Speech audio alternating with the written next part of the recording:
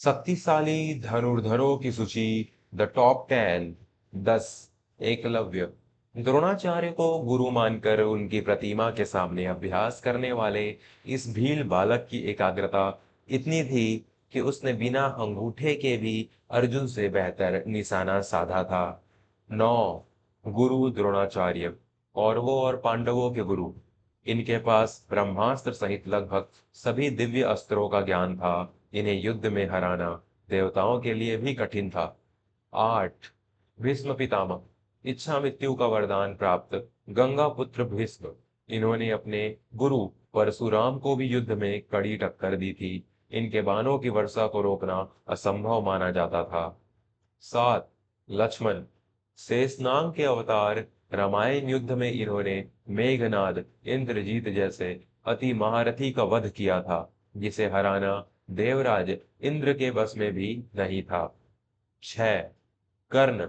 सूर्यपुत्र कर्ण, जिनके पास जन्मजात कवच कुंडल थे।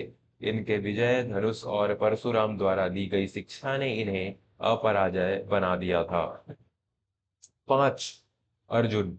गांडीवधारी अर्जुन। श्री कृष्ण के मार्गदर्शन और पाशुपतास्त्र जैसे अस्त्रों के साथ अर्जुन ने महाभारत का रुख बदल दिया था। वे सव्यसाची थे, दोनों हाथों से बाण चलाने में निपुण। 4। बर्बरिक। भीम के पौत्र। इनके पास केवल 3 बाण थे। पहला बाण उन सभी चीजों को चिन्हित करता जिन्हें नष्ट करना है, दूसरा जिन्हें बचाना है, और तीसरा सब कुछ समाप्त कर देता। वे केवल अकेले ही महाभारत का युद्ध मिनटों में समाप्त कर सकते थे। 3। परशुराम। भगवान विष्णु के अवतार, आवेश अवतार।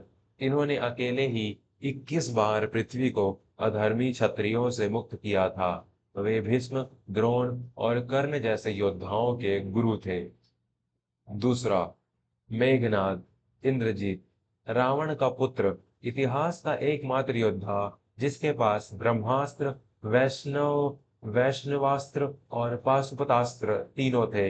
इसने इंद्र को पराजित कर स्वर्ग पर अधिकार किया था।